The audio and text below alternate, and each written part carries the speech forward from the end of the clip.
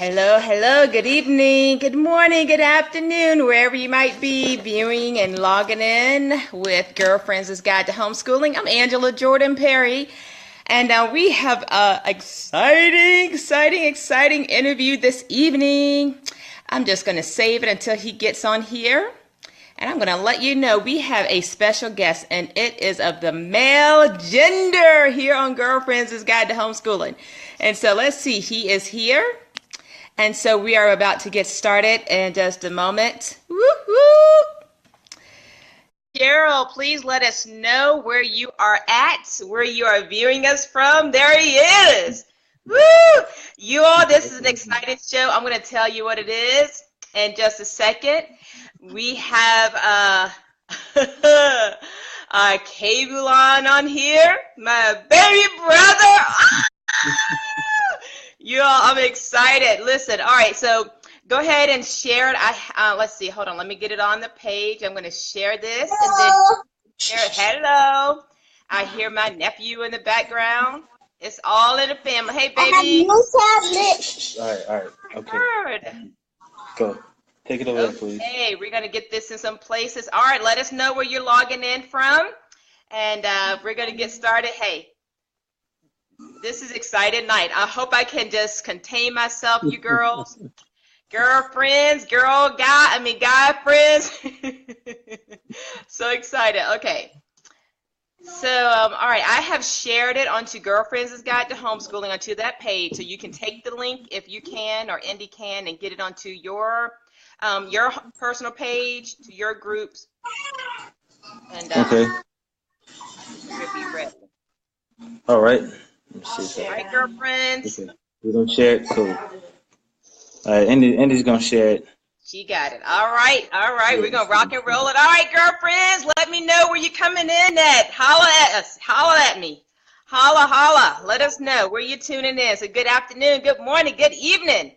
This is Angela Jordan Perry, Girlfriends' Guide to Homeschooling, and I am turned up for tonight's interview. Oh my goodness, this is my baby brother, Alkabulan. Kudjo Jordan is in the house. All right. So let me tell you, girlfriends, I'm Angela Jordan Perry, homeschooling mom of 18 years, married to one, 26 years this year. Whew. Long time. But anywho, so the Girlfriends' Guide to Homeschooling, this platform is to make an impact on thousands and thousands of homeschoolers worldwide. That is my purpose-driven life, to do that in part. And so as we gather together on Girlfriends' Guide, this is where we talk about all types of conversations regarding a homeschool, not necessarily to your state. So I'm just going to tell you right now, you want to grab something to drink, get some coffee, get some water, get a glass of wine, whatever you like that suits your fancy, because this is going to be a great interview. So we have our special guest, my baby brother, better known to me as Junie. So if you hear me say Junie, that's who I'm talking about. I'm talking about Alkabulan, Kudjo Jordan. So are you ready to make it happen, Kudjo? Well, the time is here. All right, let's do it. Let me tell you a little bit about him. Alkabulan Kudjo Jordan, he's the father of 6, age 23, 16, 15, 14, 5, and 2 weeks old. Kudjo coaches his children's football, basketball, baseball, and softball. Currently coaches t-ball. You name a ball and he's in it. I don't think we said soccer ball yet, but anywho, I'm not coaching the high schoolers this year. They're playing high school sports, so. But you usually do. Okay, there you go. So he is a graduate of Virginia Union University in 2001, where he earned a religion and philosophy degree. Later, he received a Master's of Divinity from Samuel DeWitt School of Theology at Virginia Union University. I'm sorry, that's Samuel DeWitt Proctor. Okay, Samuel DeWitt Proctor School of Theology at Virginia Union University in 2006. Kudjo became licensed April 2002 by Pilgrim Journey Baptist Church.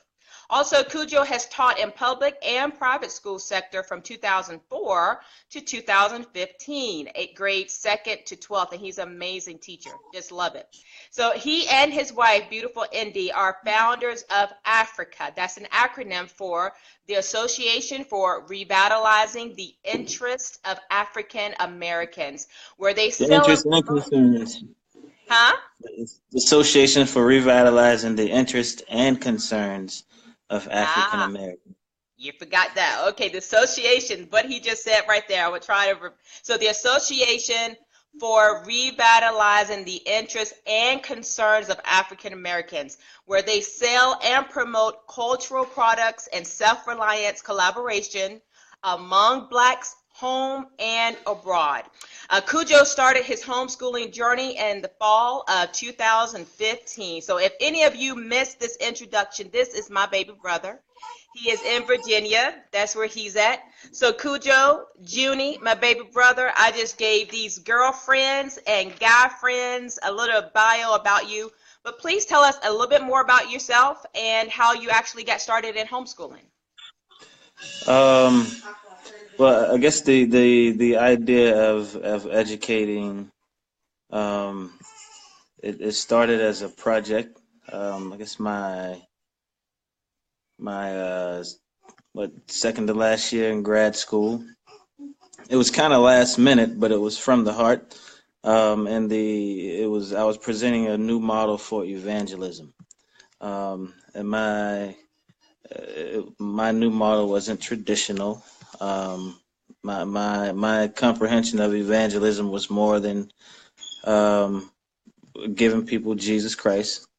It was more so helping to in pretty much whatever way was needed. But in this particular way, it was through educating Black boys and Black males. At the time, I was working as an assistant at Glenley Elementary. So I was able to, I'm gonna say privileged to see how the school system worked, and where we were academically, and how the Black boys were progressing, and I felt like it could be better, which better in the sense of, instead of just educating the boys, well, I put it this way: to educating the boys with a purpose, with the purpose to give back to their community, wherever they came from, put them in a position to have skills and the wherewithal to be impactful to where they're from, and to offer them exposure, cultural exposure. That's through traveling, through education, through reading, just providing an education where the kids see their own face, and in a nutshell, where they see their own face and have an appreciation for their own selves, their own culture, and also put them in a position to reconnect. Gotcha. So Gotcha. that's how it started. Well, I guess it started as an idea of starting a boys' school, and I wanted this done by the time my oldest son Michael, by the time he was out of middle school. So his 8th grade year came. It was I wanted to start somewhere, so I started in a place of homeschooling. In addition to that, I had my youngest daughter Angelina, who would have been left in middle school by herself, and she wasn't fond of the idea, so I pulled her in as well. 2015, I had very limited knowledge, but I knew it was something I wanted to do. I knew that I at least had the skills to research and find my way, since I've been in school long enough myself. Right, right, right. Okay, so so many questions. Let's backtrack. Take us back. So when you were in the public school, private school sector, and you were working with was it predominantly Black students? Help me remember. Was it a Oh Black yeah, school? for the most part, yep. And Okay. now that I'm thinking about it, every school I was at, pretty much it was predominantly Black students, Okay. private So and public. Okay, so since you were right there in the grounds and right there on the pavement there, what was the condition you saw in the public school, private school as it related to educating in a predominantly black sector? Was it something positive? Was it something you mentioned that, you saw some work that needed to be done? Tell us what was the feel that you saw for education for our black students?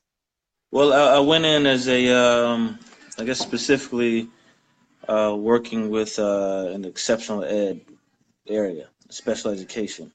Okay. And what I noticed, the amount of the amount of kids, black kids who were in exceptional education. I noticed basic, to me, basic skills that it wasn't, some kids didn't get all the way around. Those basic skills, to me, I would say are phonics. Um, and I remember myself being in public school. Phonics wasn't my strong point. Reading wasn't my strong point, but I was privileged to see the lacking there. Not all teachers were lacking. Two teachers pretty much who I would say got me going into this. Two teachers and a principal. Miss Mines or Mrs. Green. She's married now. Been married for a long time. Um, LaShawn Perry, who also went to Virginia Union, and Miss Michelle McQueen, who was the principal there at Glen Lee. It was their examples really that got me interested or even thinking that I could possibly teach. I thought my background wasn't teaching; it was religion. I was preparing myself to be a preacher. But what the I guess the lacking in with the reading and phonics, the overwhelming numbers of kids who are in exceptional ed. Um, in addition, there's one other fact. I guess at the same time I was reading some literature, and I guess keeping black boys out of exceptional education, countering the conspiracy to destroy young black boys, and in that I found not only could I see, but I also was able to get statistics of the rate of black kids in exceptional education. Mm. Um, so that those are the things at least come to mind right away. Okay. Um, that made me want to pursue this. Gotcha. So being there drew your heart to, hey, I want to start a school for black boys. But then the step into it was homeschooling. Okay, so you start off homeschooling. Your son, my nephew, Michael, was, I guess you say, the guinea pig, the try all. How would this look? So is your plans to continue to homeschool them all the way through, or is this like, okay, just a stepping point to where you really want to catapult into to your school? Well, I would like this to catapult into school. At this point, Michael and Angelina, we in the mix now. They're in high school. This is their second year in high school. Okay. Um, High so, school at home or high school in school, public school? well, high school at home and public school. This year, I allowed them both to take Michael and Angelina to register part time public Okay. school. Okay. That's because I knew one that my kids were they were very active. They had a lot of friends coming out of middle school. They still do. And I know my decision. It wasn't abrupt, but at an age, they were seventh and eighth grade. They played sports. They had a slew of friends. They have a slew of friends. So to be in that environment, to come home and it's just us and a couple others. Um, there are there two others were guinea pigs as well, Markel and Abiona. Um, I'm not sure if Mama Ayo is up here, but she and um, gosh, she and Bob. I'm sorry, I just forgot. I'm just going blank right now. But those two parents, they trusted me to have their kids at my house that first year and work together to educate them as well. So it was an experience. I loved it to death. Um, I guess as a father, or the type of person I am, I think it was also educating myself, um, to spend that time with my kids. If you're around your kids enough, then I guess at some point you'll see yourself in them, good or bad, and you'll see some things that you need to correct upon yourself. So that I'm most appreciative of. 'Cause I was a firm, very firm fella. Some days it wasn't pretty, but just that first year allowed me to just make some changes with myself, on how I manage my kids, on how my style of discipline. It's rough. Um, and my loving, being a loving father to my daughter, to my daughters. That I wouldn't trade that for a million years, because truth be told, kids in public school, they're in school about what, 8 hours, 7 hours a day. And the parents would be working. So by the time the day everybody got home, we just had a couple hours together. Hmm. And since they were active, it was sports, eat, sports, home, sleep. So the time wasn't. I mean, we were together, but it wasn't as much as it would be homeschooling, and that I appreciate 100%. Yeah, absolutely. So since you mentioned your first year homeschooling, how was it? Did your schooling, your degree, the fact that you taught in a school, other people's school, did that you feel like that was an asset for you, homeschooling your own children and a couple of more, or was it not so much an asset, a liability, or what was that first year like stepping into that role? The I feel like the first year was an asset. Um, I in a sense I feel like as much as I could, I carried the homeschool like I would in the classroom. And I say as much as I could because there were days I couldn't. I had to run out to see clients, have to run out to handle this business or that business. So in a school classroom, I really can't do that without taking off. um, an asset because I was able to do the things that I was doing in the classroom. I could do those at home. Um, an asset, I say an asset because I had parents in, I guess in a public school, in private school, who trusted Mr. Jordan, and their kids love Mr. Jordan. An asset because I can be the same Mr. Jordan at home Right. or dad at home, and get the same love. So that was an asset. Again, it was an adjustment for the kids. They had been in school all the way up until that point. To wake up in the morning, have me waking them up in the morning, come downstairs, we say our pledges, the Black Code and the African Pledge. We'll sing our Black National Anthem, and get the going. That's an asset. Yeah. To even if that was it, to me that was an asset. Um, Let me try to think.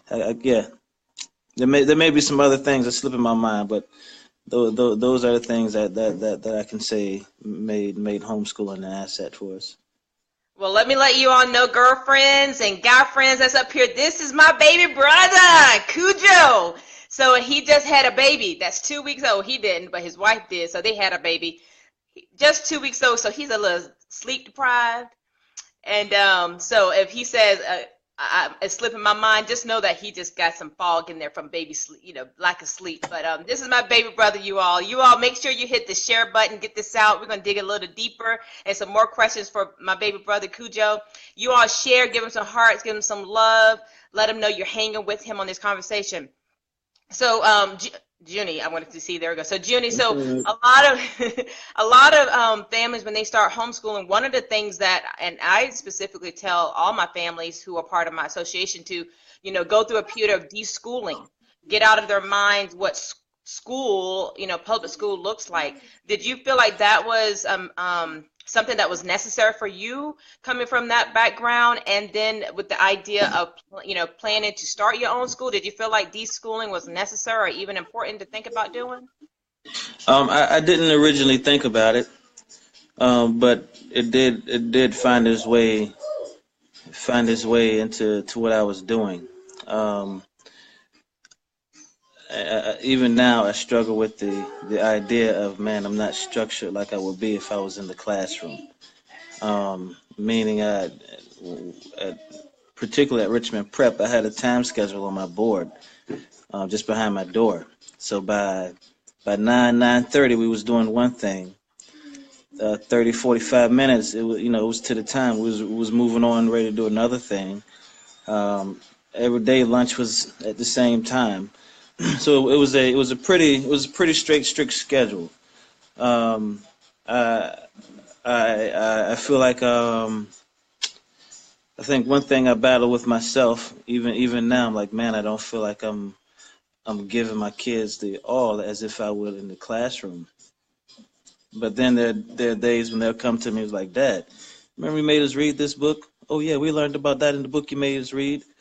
Or for the simple fact, you know, I, Black history is all in my house, so they can't walk around this house. They can't walk around home without seeing a Marcus Garvey, without seeing a Ali Selassie, a Louis Farrakhan. Um, Gosh, the list goes on. You got Black rodeo, blacks who are in the rodeo. Stokely Carmichael. See, all these black figures are in the home. Um, so it's not. I don't have to sit down as I would at in a public school or private school classroom and review these things. Although we review them, it's in their conscious, it's in their subconscious. They Yeah. see the African artifacts. We talk about Africa, so a lot of homeschool at times, it's our everyday life. It's the exposure that they get. It's the combs that they may go to, the African functions they may go to. In addition to 4-H, um, whether it's sewing, spending time at the James River, learning all the ins and outs, the ecology of the river. Those things are the way they have come about has been very unconventional. Right. Um, I still battle, because there are times I'm like, man, I need to be up at 6, or I need to be up at 7:30, 8 o'clock, so we can get going by such and such time. But the reality is, it's not that way. Um, so I find myself this third year, I guess more deschooling than the first and second.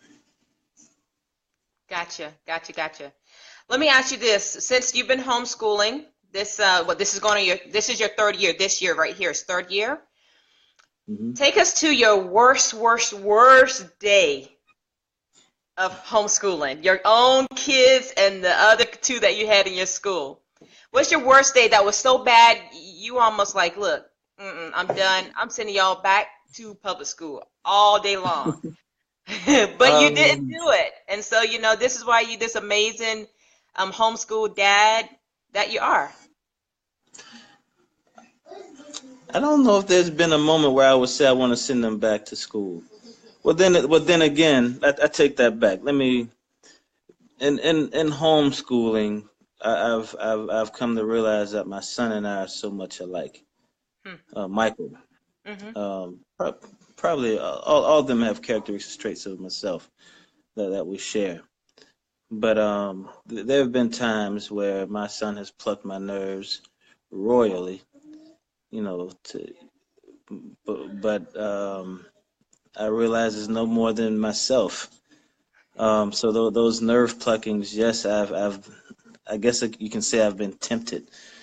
It may have crossed my mind, but there were several moments where, whether, and I'll say the bad, because of course the good traits you probably that you don't want to get away from them.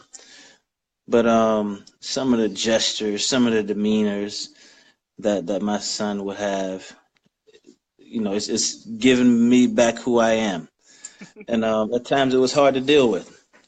Um, so, but I can't say, my first year, I can't say there was a day. Maybe my second year when I was helping out some other folks. Um, it's a transition for any kid who has been in public school to come home all of a sudden, or to be together at someone's house. It's a Uh-huh. hell of a transition. Uh-huh. Um, I had working with a lot of students last year, and you have several backgrounds, and the I guess the turning point was, do I even want to worry about ever starting a school?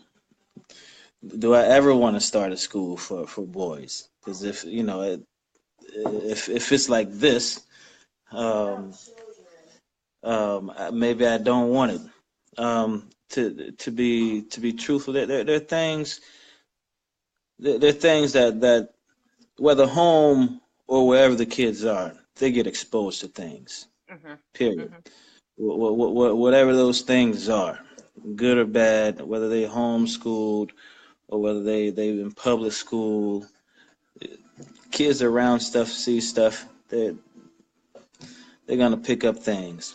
Mhm. So to have other kids, have kids in my house, and working with families in my house, and have some of those other things that kids have been exposed to. Nothing horrific, but just enough for me to throw my hands in the air, and be like, man, I may have made a mistake. But what brings it, Gotcha. what I guess Gotcha. what made me turn around is the fact that one of the most comfortable places I am in life is enjoying being around kids and having some sort of impact on kids. So to not have the kids around, I mean, I'm an imbalanced person myself. Mm. That's what I've been doing for, gosh, since I was a kid, and it's Mhm. and it's it works well with me. I can relate. Um, I enjoy playing. I enjoy making the kids laugh. If learning is wrestling in the floor and throwing books while and when and after we read them, then that's what it is. Wow, that's beautiful. I like that. You said that to not have kids in your life is like an imbalance of yourself. That's a profound word. I don't know if I don't even know if I've ever said that. That's profound and that's really deep. That's like something deep within you, like your love, your genuine love. Is Indy going to join you? She's able to get with you? Yeah, she got the little fella attached. So he as soon as she Okay. I'm sorry, I'm trying to lift this window beside me. As Okay. soon as she get a moment, I think she'll make her way here. Okay, all right. So take us to your most proudest moment of homeschooling in this 3 years. The day that you know this like this was it. This is all worth it. Take us to that day. Um, it, Honestly, I feel like that kind of often sometimes. Mm, The first thing that came to mind is, like I said, Angelina and Michael take two classes at Meadowbrook High School this year, just to get them back in connection with their friends, so they can see some friends, but also to just to have that other exposure. Because after all, they that's where they came from. But to see my daughter, to see Angelina take probability and statistics after skipping a math or two, um, it makes me feel good. It makes me feel good because you can do whatever you want to do. Just put your mind to it. If you want to learn statistics right now at the place that you're in, so what? You can do it.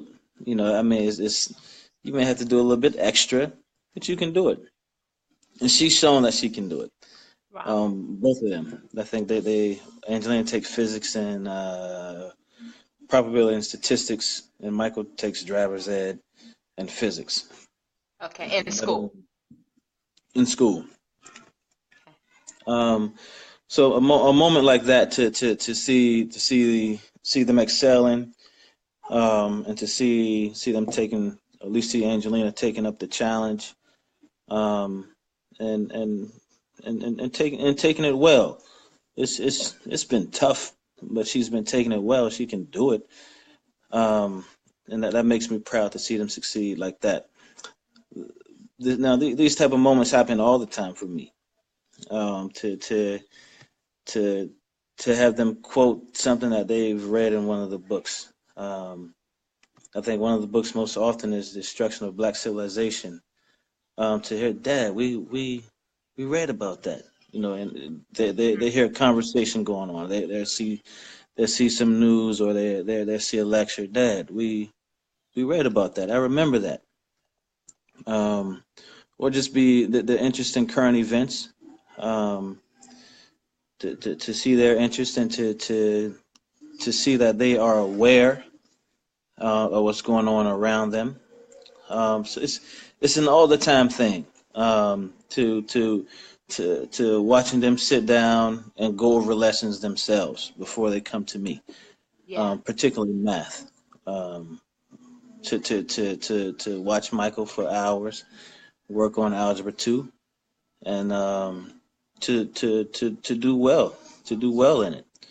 To that that that shows me a certain portion of learning that they've been given. Maybe it slowed them down temporarily, um, but they can do whatever we want our kids to become.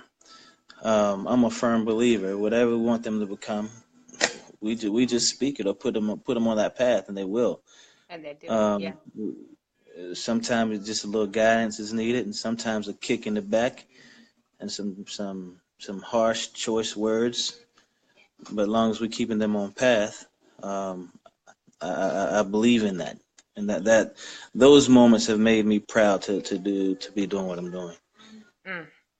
Let's see. Frank Jordan Jr., he has a question up here. Kudjo, he says, how long should a child be homeschooled? What's your thoughts? How long during the course of a day, or how long until you feel like they completed their studies? In the course of the day, it all depends. Um, because again, they're homeschooled, so it's not only academics. It may be showing the boys how to change oil on a car. It may be showing them how to change a water pump or a pulley. That's just one area, and then it may be showing them how to run a house. How to It could be a quick lesson in, son, you know how to write a check? No, I haven't. All right, well, you got a bank account. Let's this is what this is for. This is where this goes. Um, how to is money managing. So it's a constant thing throughout the day of homeschooling.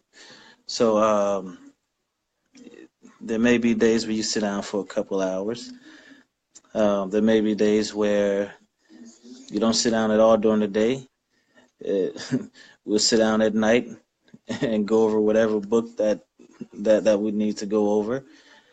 Um, Now, for the length to the time of graduating, it depends on your pushing. It depends on the child. Again, kids don't know no better without their parents. So if you put them in a position where they have to excel, and have to achieve and have to make progress, and they're gonna do it. So with that said, if you're on a pace and you instill in your child the knowledge they need to know to be able to finish their high school curriculum at 13, then so be it. Or if it takes the regular length of time, 12, 13 years, 11 years, then so be it. I would say it's a portion of that is on the child, but a portion of that is also on the parent. Whatever your push is. I'm a firm believer that kids are clay. They're clay. And if we as parents are their biggest influence, then they will become whatever we want, good or bad. Good or bad. That is a mouthful right there. That's good. Should African Americans look for programs such as yours? Absolutely. Such as I think I would say yes, and I would say most certainly. But before they look for it, you have to know what you're getting yourself into. Um, this is a conversation I had with my older kids. And as much as your life is in my hands, what you put forward to this work is in your own hands. Because at some point you want to grow up and be a grown woman and a grown man. So you can half step now, okay, but you're gonna pay for it later. that's right. There's no way around it. You can. I'm very blunt with my kids. Not all kids, but I'm very blunt. However, come out my mouth is how it comes out. But you'll pay for it later. However you want, whichever way you want to put it, so that they can understand.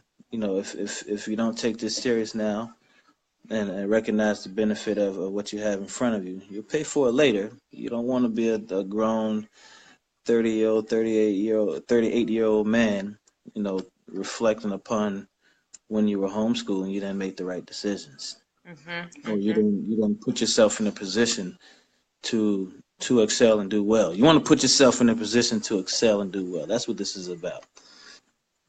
Absolutely, absolutely. So I want to get into this dynamic before we get to the end of our show, the question on the end of our show, but I want to get to the dynamic of husband and wife. Indy and you both are homeschooling. She plays a different role. You're the predominant one, because I'm sure in some situations, maybe it will be in your homeschool, if you're considering homeschool girlfriends or guy friends, where you as the man may have the majority and the wife has another support role. So share with us the dynamic of you and Indy and how you all make this work together, because she works as well and she's mom, just had a baby. Share with us the dynamic and give some insights for our girlfriends here and guy friends. The dynamics. What do you think about the dynamics? I normally, I handle, I would say more of the business side. Yeah, she handles the business side. Making sure the parents are aware. Yeah. Communicating with the parents. Yeah, correspondence with the parents. I am horrible. Public school, private school. I'm horrible with doing weekly reports for homeschool. Just because after I'm done with homeschool, I'm off to the next task. After I'm done teaching, I'm off to the next task. And I don't pick back up on it until we meet again, or until the next moment. Right. But so with keeping the parents intact, I guess you could say that administrative portion, she does that well. The organization of the field trips, she does that. The collaborating with with other homeschool co-ops around, particularly African American homeschool co-ops around. She does great with that. That's her thing. Classroom disciplinarian, I would say that's myself. Okay. So also, some of the questions, Kudjo. All right, so this got to be the last question of this part of the show. So what you described to us at the beginning was really that you were training your kids, Angelina and Michael, my niece and nephew, how to be self-learners. You described that Michael go off and get his Algebra 2 book, and he go off and he get his studies and he wrestle with it and stuff. Is there any areas where you are like the instructor and you're teaching, or is it really more than being self-taught, or what does that look like? Is it a little bit of both for them? They're 7th grade and 8th grade this year, right? No, Michael and Angelina are 10th grade this year. Oh goodness. Okay. They started. Well, Angelina, honestly, I really want trying to teach 2 curriculums. 7th and 8th grade, and both of them are. She's smart enough to catch on. Yeah. So she skipped 7th grade. she was bright enough. She can handle whatever come to her, and she likes a challenge. So she took that challenge. Early on, it was we sitting down at the table. I'm at the blackboard or the dry erase board. We're sitting down together reading. Everything was together. Now there were. I tell everybody this. There was a process to how I did math with them. You read your own instructions. If you can't understand your own instructions, then you go to YouTube. There are teachers who are looking to get national certification or board certification. So they're professionals who have to make videos or made videos of classroom instruction time. So let's seek out those videos, particularly algebra, geometry, algebra 2. We can seek out those videos for aid. Once those videos you can't comprehend, then you come to me. Then we talk about it, and we'll hit the board. That's been the process. This year it's a for them too. It's a lot of independent self-study. I tell them what they need, what I want, and then I expect it. And I choose to be that way because that was my college experience. There was a lot of things I felt public school or high school didn't prepare me for in college. So along the way, I'm not one to quickly ask for help. All right, so along the way, I had to teach myself, and I did all right.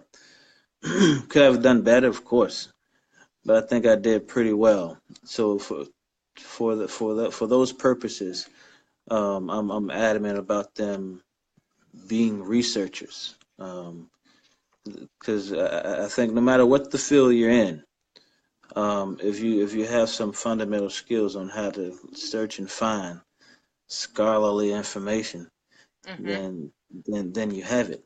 And along the way of reading, you're learning how to put words together. Whether you're looking up science, or whether you're looking up law, or whether you're looking up philosophy, or whether you're just reading literature and going through the different genres of literature. Each one has a certain style of communicating. So with that, you're picking it up. Or they're picking it up. They're picking it up. Yeah. And for those of you who are on here who are not homeschooling, maybe you're considering it. I mean, that's really when you want to work yourself out of a job of educating, teaching your kids. You really want to be getting them prepared to be self-learners, how to search out the information, how to go research it, just like my brother Kudjo right here says. So for those of you who just joined in tonight, we have Alkabulan, Kudjo, Jordan. I was going to say Perry. Jordan, this is my baby brother up in Richmond, Virginia, you all. So you all, again, hit the share button, get this out to everybody. This is good information. You can see he's the calm side of what I am, not just calm and very philosophical. Dr. Jordan soon to be.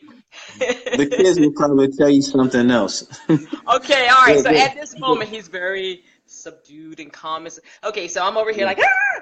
But anyway, so listen, Kudjo, these are some questions just to pick your brain. You can give 1 or 2 sentence answers to these, just something real quick, just to get a quick answer from you. So the first one, what is your favorite quote that has helped you through your homeschooling journey this far?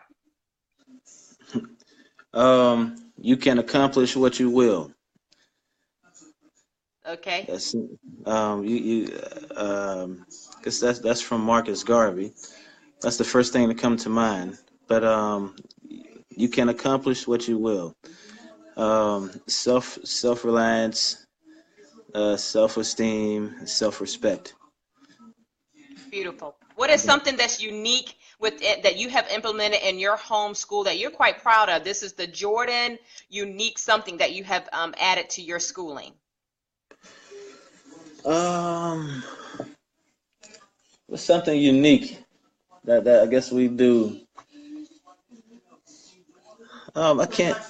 Yeah. I think the morning routine is unique, and the language have the children do the African pledge. Okay.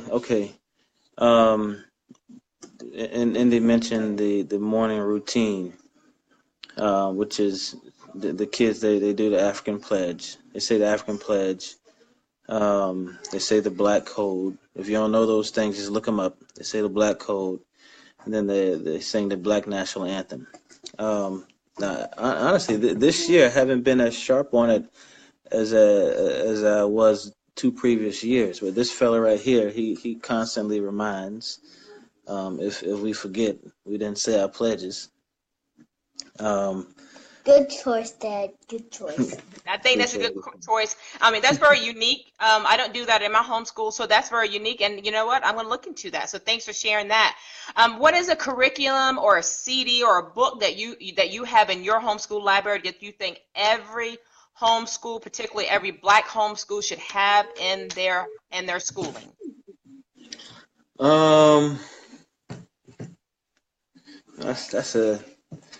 That's quite a few. Well, I mentioned the destruction of black civilization. What's this new one that I have them? Oh, When We Ruled. Yes. I have. Let's see, the autobiography of Booker T. Frederick Douglass. The Souls of Black Folk. Langston Hughes' anthology of poems. Gosh. That's a lot. Those are good. Please, he's dead and he's gone and deceased. He's one of my frat brothers, but he's the writer of the Black National Anthem. He has a collection of books out. James Weldon Johnson. Gosh, there are a lot of things that I had the kids go over. So, and they go over a slew of my heritage African American literature books from undergrad. But those ones. Here recently is the Black Theologians and Seminarians Without a Black Theology, which is now that's a good book. If I would say, thank you, Frank James Weldon. I think I said it, but yeah, James Weldon Johnson. I was about to mention a book. Well, it was the Black Theologians and Seminaries Without a Black Theology. Well, if you're Christian based and you're black, I believe you should have that either way, so you can see where a lot of your history come from as a Christian.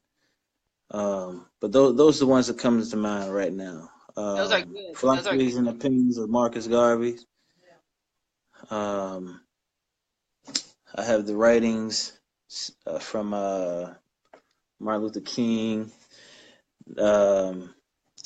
It's so much more. So pretty much any book that's going to edify, exalt, educate, inform on our black people, about black people. Mm-hmm. Really just should be on your library. So very good. It should be in your library. Tell us, what is the best piece of advice that you've received in your homeschooling journey? Trust yourself. Trust yourself. You started doing this for a reason. Trust yourself. Think outside the box, and don't be too worried about or caught up on doing things as you would if you were in a traditional classroom. Good deal. Good deal. What do you have a favorite book that you read before you started homeschooling to get you, in the mindset of homeschooling that you can recommend or share? There were several books by Marcus Garvey. I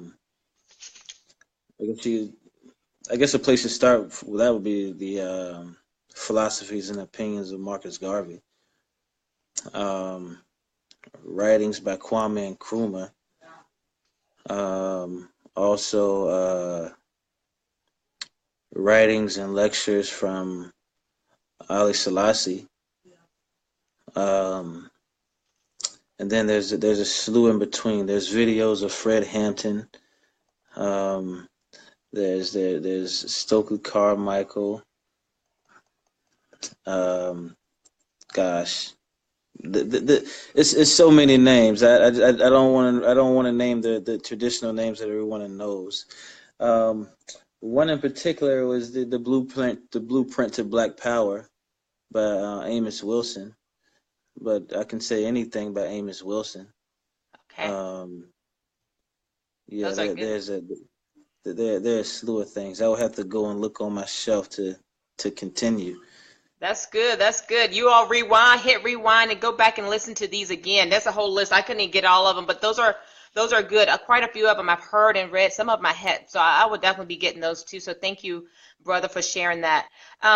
So here is the last question, the $1 million question. You ready, baby brother? Yes. Yes. I think all so. Right. Okay, if you had to start all over again, back to day one of your homeschooling journey, but you still have your current wisdom, knowledge, experience, skills with you to take back to day one, what is something that you would change, implement, a different thought process that you would take to day one of your homeschooling? What would I change and take back? I think I'm gonna have to honestly answer that question and say nothing. I can't. Nothing at the moment. And that may change, but at the moment, nothing. Because I started where I was, whatever place in life I was, and I got to a point where I had to meet my kids and the other kids who came to my house where they were. So yeah, nothing. Maybe be more diligent of that first year, making them keep track of their work after school is done. But then again, they were in middle school. I guess the importance is once you get in high school, particularly because my kids are athletes, and in Virginia, our kids can't play public school sports, so they have homeschool athletics, which is competitive homeschool athletics, and the homeschool teams play private schools. There may be a public school on the schedule here and there. But if the child is looking to play college, then keeping track of records as far as work, it may probably it's not a may or probably, it's essential, because that may be something that NCAA wants. Real quick, John Henry Clark, yes, I forgot him. He's on the shelf, and Frank. Yes, we do teach American history. I'm sorry. And my American history is based. I teach it from the perspective that my undergrad teachers would have taught me. So we teach American history through our own spectacles. That's just going back and looking at one of the questions that Frank asked. That's good. That's right. Very good. Well, let me say, baby brother, thank you. This was such a treat to talk to my baby brother about homeschooling, get his viewpoint and his experience, and to share and expand our village. You got a part of our village there in Virginia. So, Junie, any last words of advice you can share to those who are here? Share with us your outreach, your hand, if what you're doing in the homeschooling community, number 2. And then number 3, how can they get in contact with you? How can they learn more about Africa? Tell us about that. And what's the best way to contact you if they'd like to know more and just jump on board with what you're doing? I'm gonna start with Africa. Africa started. I began putting that together in seminary as well. It's around 2004. Um, After my first trip to Ghana, and that was to need when I was in Ghana. I in Africa, whether it's Ethiopia or Ghana or anywhere in between, I was privileged to see the all things that pertain to us, whether it was clothes, whether it was hygiene products, whether it was things that we're interested in. Um, to see a whole country, and I literally I was all over Ghana, north, south, east, west, and in between. For the time I was there, um, so I was privileged to see all things pertaining to black education, you name it, and immediately, I feel like this strongly 100% now, and we got to have that here. We must find a way to dialogue and increase our supply and demand from our own people there. Um, you pick up something real quick, it probably say China. Um, but it came from the desire to be able to pick up something and see that it come from something that we're familiar with or somewhere that we're familiar with. Again, whether it's education, products, clothes, hygiene, hair, style, that Africa came from that. And in the words of Marcus Garvey, the to be self-reliant. So with that, those are things that interest us. Those are things that concerned us. And as far as on this end, on this side in America, those things in ourselves, in our homes, in our communities need to be revitalized. Mm. And I strongly believe that once we start to do that, we will see a change in ourselves, hopefully, in our schools and communities as well. Is it the cure all? No.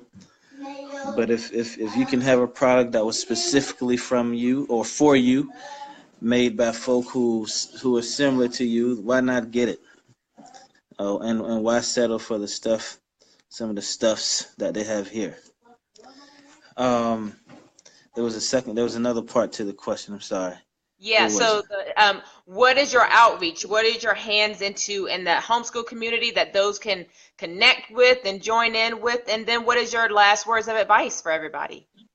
Um, we are connected with another homeschool co-op. They have younger kids for Wávóyágalé Shulé. And pretty much what one of the things we want to do is reconnect and bring our Africanness back. Um, whether it's for those who can physically go back to Africa, or whether it's those who um, can incorporate Africa into their daily lives. Because and this is just a personal conviction. I believe that's the beneficiary for us all. This is Akbar's my second youngest son. Um, so with that said, And I got a new tablet. okay, thank you. Go ahead. Um, so our hands are in those things. We're connected through. We're connected to or with for the Shulé, and as far as there's another homeschool co-op, and the growing community of blacks who's looking to reconnect with their African ancestry here. And on one hand, I want to say we're connected with the African community, but the African community as a whole, I don't think we're connected with as much as I would like. Meaning those Africans who have moved here, who was born there and come here. I would love to connect and have my hand, or at least have a hand in bringing us all.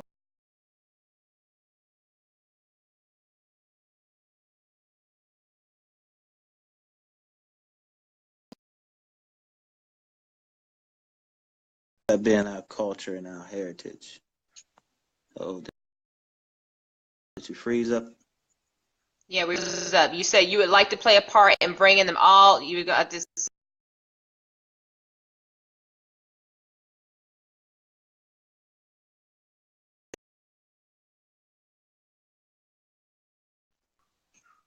A.F.R.I.C.A, go get your sister, please.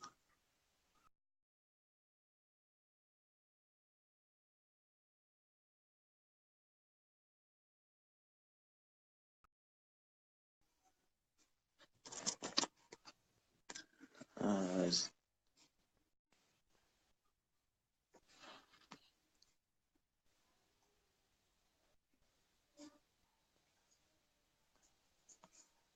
oh, did I lose All you? right, we're there. I think we're All back right. together. Here we go.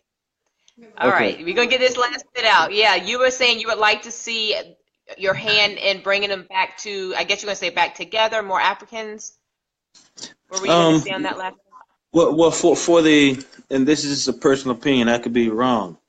I was saying that I would like to have a hand in connecting those Africans who within the past, the Africans who weren't brought here by way, who came here, who didn't come here by way of the slave trade. Um, I, I would like to have us connect, to grow the community. There's some things that we can learn from them. Some things that from them as us, they can learn from us as well.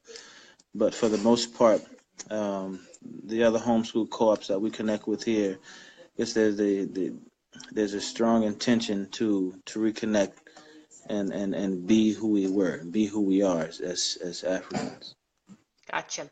So what's your last words of advice for those who are with us tonight? These girlfriends and girl guys. I mean, girl guys, guy friends. What's your advice? Um, uh, do it. Is I don't think there's any clear-cut way. But if it's on your heart, do it. Seek advice, seek help, and make it happen. You can accomplish what you will. Very good. Well, girlfriends and guy friends, this has been great. Thank you so much, Kudjo. Let's remember, you are the average sum of the 5 people you hang around with. And you all have been hanging with my baby brother, Kudjo, Junie, Jordan. This is my baby brother, you all, out of Virginia. So thank you so much, my baby brother. So appreciate you taking your time to share with us. I hope I'm sure this has been very enlightening, encouraging, very philosophical, thought-provoking. So thank you so much. You all keep up the momentum and keep getting connected with other homeschooling families that are going to make a positive impact into what you're doing. Give out and receive. Expand the village and get connected to the village. So just remember, all of you, that to teach a child is to touch a life. And as we homeschool, we not only touch a life, but we shape the future through our efforts of homeschooling our kids. So keep a positive impact, doing it day after day, year after year. So thank you so much, you all. So all you girlfriends and guy friends, you all please hop over. If this has been good to you, good for you, be sure to rewind, take a listen to it again, take some notes, write down all those books my baby brother shared. Go on over there and follow and like us over here on Facebook, Girlfriends' Guide to Homeschooling. You can go to YouTube. I'm also there, Girlfriends' Guide to Homeschooling. Subscribe there. Please give a review. Share a review. Let us know what you think and what your thoughts are, any insights. We appreciate that. That get us out more and more and more. So, again, thank you so much, my baby brother, Junie, for taking your time. We're grateful to you. We appreciate you for giving up your time this evening and just making a positive impact in thousands of homeschoolers all over the world who's going to see this at some point in future. So thank you so much. I love you so dearly. So very proud of you. So thank you. Thank you, thank you, thank you. All right, this is a wrap. And so you all have a good one. Thanks for joining us this evening. And until next time. Frank, you got my contact info. I guess you can subscribe to my sister's page here. And everything else you have. Yep, I'm going to put all his contact information in the show notes. I'll give you the link to his Africa page where they do their commercing there. And so anyway, just look for the notes. I have all that information in the show notes under this attachment, okay? All right, take care. You all have a good night. All right, good deal. And you all sleep in peace. Good night. Bye, brother. Good night. Bye-bye. Bye, Indy. Bye-bye. Please love you. Love you. Peace. Peace.